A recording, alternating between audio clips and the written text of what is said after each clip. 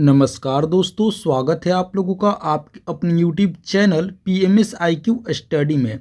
दोस्तों, आज की एक और वीडियो हम लेकर आ गए हैं रेलवे ग्रुप डी में पूछे गए अति महत्वपूर्ण सामान्य ज्ञान व सामान्य विज्ञान के प्रश्नों का। दोस्तों, सभी प्रश्न सिलेक्टिवली हैं, एग्जाम ओरिएंटेड हैं, तो आप लोगों से एक रिक्वेस्ट करूंगा कि आप लोग इस वीडियो को अंत तक जरूर देखें, सभी प्रश्नों को अच्छे से समझें ताकि आगामी रेलवे ग्रुप डी के एग्जाम में दोस्तों आप लोगों को काफ़ी मदद मिल सके। तो आइए वीडियो को शुरू करते हैं और देखते हैं आज का अति महत्वपूर्ण सामान्य ज्ञान व सामान्य विज्ञान के प्रश्न।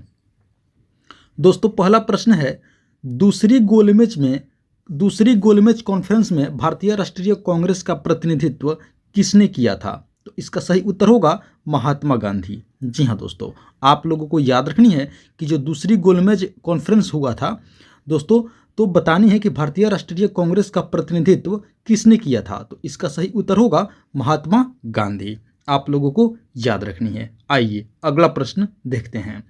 अगला प्रश्न है, पृथ्वी का गुरुत्वाकर्षीय खिंचाव न्यूनतम होता है। बतानी है दोस्तों कि पृथ्वी का गुरुत्वाकर्षीय खिंचाव सबसे कम कहाँ होता है। तो इसका सही उत्तर होगा थर्मोस्फीयर में। जी हाँ दोस्तों, आप लोगों को याद रखनी है कि पृथ्वी का सबसे कम गुरुत्वाकर्षीय खिंचाव दोस्तों, गुरुत्वाकर्षीय खिंचाव थर्मोस्फीयर अर्थात आयन मंडल में होता है। आप लोगों को याद रखनी है, बहुत ही महत्वपूर्ण प्रश्न है, इसे आप लोग जरूर याद रखेंगे। पृथ्वी का सबसे न्यूनतम गुरुत्वाकर्षीय खिंचाव कहाँ होता है दोस्तों? तो वो होता है आयन मंडल में, यानी कि थर्मोस्फीयर में। आप लोगों को याद रखनी है, अति महत्वपूर्ण प्रश्न। चलिए अगला प्रश्न देखते हैं। अगला प्रश्न है, पृथ्वी के भूपर्पटी में सबसे प्रचुर मात्रा में कौन सा तत्व मौजूद है? बहुत महत्वपूर्ण प्रश्न है दोस्तों। बतानी है कि पृथ्वी के भूपर्पटी अर्थात क्रस्ट में सबसे प्रचुर मात्रा में कौन सा तत्व मौजूद है। तो सही उत्तर होगा सिलिका। जी हाँ दोस्तों, आप लोगों को याद रखनी है कि पृथ्वी के भूपर्पटी में सिलिका सबसे ज़्यादा दोस्तों प्रचुर मात्रा में मौजूद है। आप लोगों को याद रखनी है। चलिए अगला प्रश्न देखते हैं। अगला प्रश्न है, निम्नलिखित में से कौन सी खरीफ की फसल नहीं है? बतानी है दोस्तों कि चारों में से कौन सी खरीफ की फसल नहीं है। तो सही उत्तर होगा ऑप्शन डी, जौ। जी हाँ दोस्तों, ऑप्शन डी क्या हो जाएगा? हमारा सही उत्तर हो जाएगा जौ, क्योंकि दोस्तों जौ जो होती है वो रबी की फसल होती है। आप लोगों को याद रखनी है, जौ होती है रबी की फसल, और बाकी जो तीनों है दोस्तों वो तीनों है हमारी खरीफ फसल। आप लोगों को याद रखनी है। चलिए अगला प्रश्न देखते हैं। अगला प्रश्न है, चंद्रगुप्त मौर्य ने अपने अंतिम दिन कहाँ गुजारे थे? तो दोस्तों इसका सही उत्तर होगा ऑप्शन डी, श्रवणबेलगोला।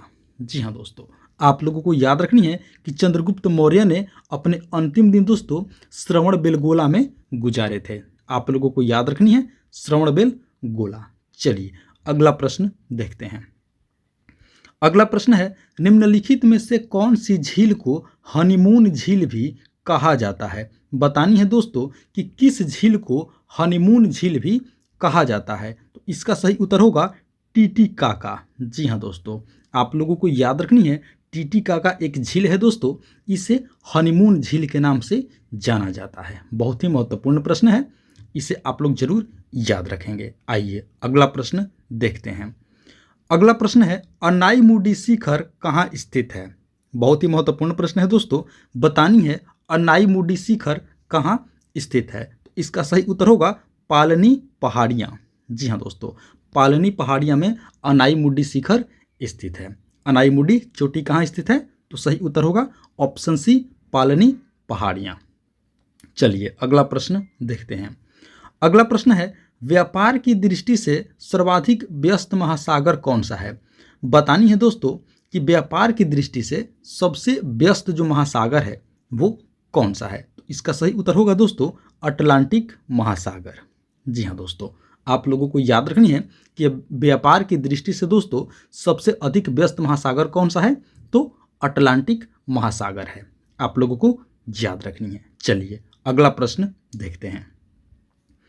अगला प्रश्न है दोस्तों, हाइड्रोजन की खोज किसके द्वारा की गई? बहुत ही महत्वपूर्ण प्रश्न है दोस्तों, मोस्ट इंपॉर्टेंट प्रश्न है, इसे आप लोग अवश्य ही स्टार मार्क कर लेंगे। बतानी है कि हाइड्रोजन की खोज किसके द्वारा की गई थी? तो इसका सही उत्तर होगा हेनरी कैवेंडिश के द्वारा।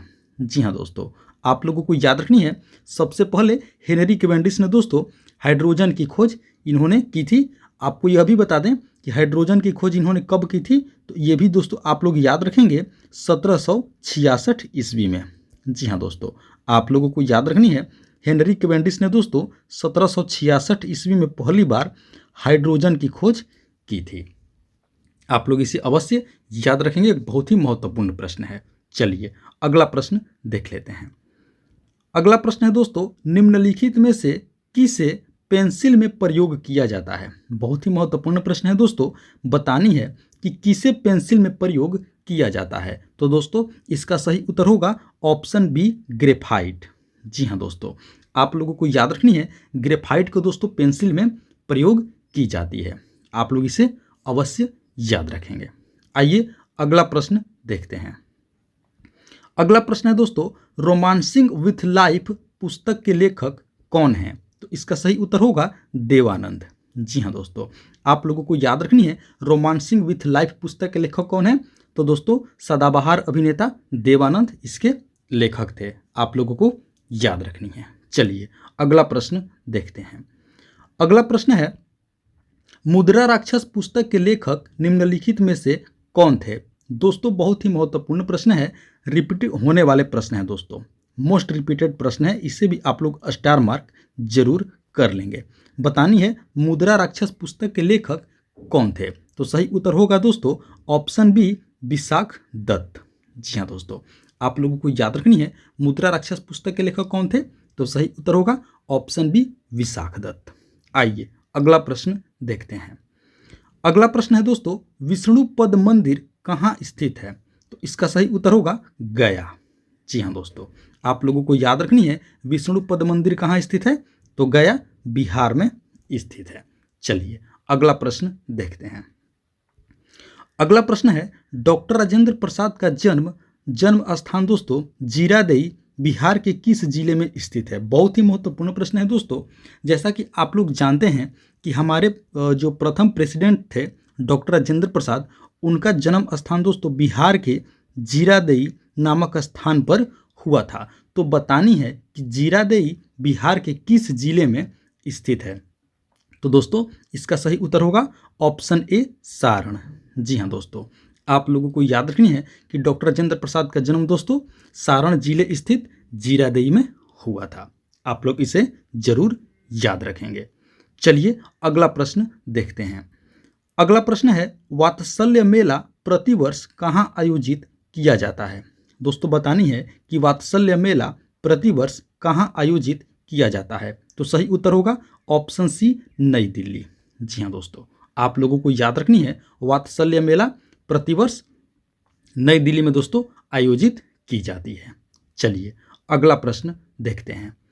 अगला प्रश्न है, किस मुगल शहंशाह ने तंबाकू का प्रयोग वर्जित किया था? दोस्तों बतानी है कि किस मुगल शहंशाह ने, किस मुगल बादशाह ने तंबाकू का प्रयोग वर्जित की थी? तो सही उत्तर होगा दोस्तों ऑप्शन सी, जहांगीर। जी हाँ दोस्तों, आप लोगों को याद रखनी है कि जहांगीर ने दोस्तों तंबाकू का प्रयोग क्या किया था दोस्तों, इसने वर्जित की थी। आप लोगों को याद रखनी है। चलिए अगला प्रश्न देखते हैं।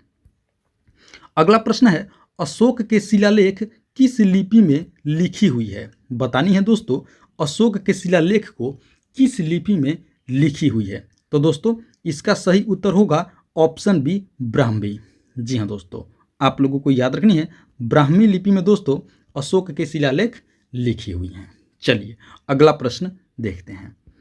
अगला प्रश्न है, प्रकाश का वेग कितना होता है? दोस्तों बहुत महत्वपूर्ण प्रश्न है, मोस्ट इंपॉर्टेंट प्रश्न है, इसे भी आप लोग स्टार मार्क कर लेंगे।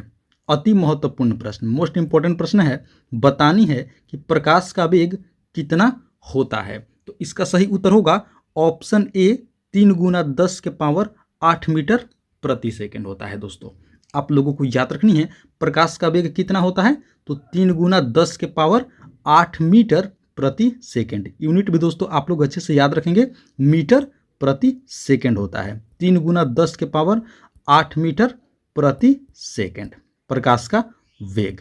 चलिए अगला प्रश्न देखते हैं। अगला प्रश्न है बराबर की गुफाएं यानी कि बराबर केव्स कहाँ स्थित है? तो दोस्तों इसका सही उत्तर होगा ऑप्शन डी, बिहार। जी हाँ दोस्तों, आप लोगों को याद रखनी है बराबर की गुफाएं कहाँ स्थित हैं, तो सही उत्तर होगा ऑप्शन डी, बिहार। चलिए अगला प्रश्न देखते हैं। अगला प्रश्न है लिब्रहान आयोग किससे संबंधित है? बतानी है दोस्तों लिब्रहान आयोग किससे संबंधित है, तो सही उत्तर होगा ऑप्शन सी, बाबरी मस्जिद विध्वंस। जी हाँ दोस्तों, आप लोगों को याद रखनी है लिब्रहान आयोग बाबरी मस्जिद विध्वंस से संबंधित है।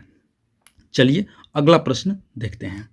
अगला प्रश्न है सिंधु घाटी सभ्यता का स्थल लोथल कहाँ स्थित है? दोस्तों बहुत महत्वपूर्ण प्रश्न है, सिंधु घाटी सभ्यता से संबंधित प्रश्न है दोस्तों।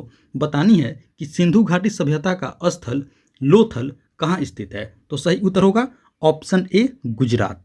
जी हाँ दोस्तों, आप लोगों को याद रखनी है कि जो सिंधु घाटी सभ्यता का स्थल है दोस्तों जिसका नाम लोथल है, वो गुजरात राज्य में स्थित है। आप लोगों को याद रखनी है, बहुत ही महत्वपूर्ण प्रश्न। तो दोस्तों ये थी हमारी आज की रेलवे ग्रुप डी में पूछे गए अति महत्वपूर्ण सामान्य ज्ञान व सामान्य विज्ञान के प्रश्नावली वीडियो। आशा करते हैं दोस्तों आप लोगों ने वीडियो को अंत तक जरूर देखे होंगे, सभी प्रश्नों को अच्छे से याद भी कर लिए होंगे।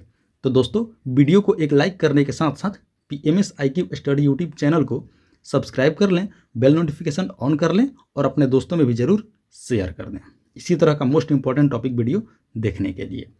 मिलते हैं दोस्तों एक और मोस्ट इंपॉर्टेंट टॉपिक वीडियो लेकर के, तब तक के लिए आप सभी का बहुत बहुत धन्यवाद। जय हिंद दोस्तों।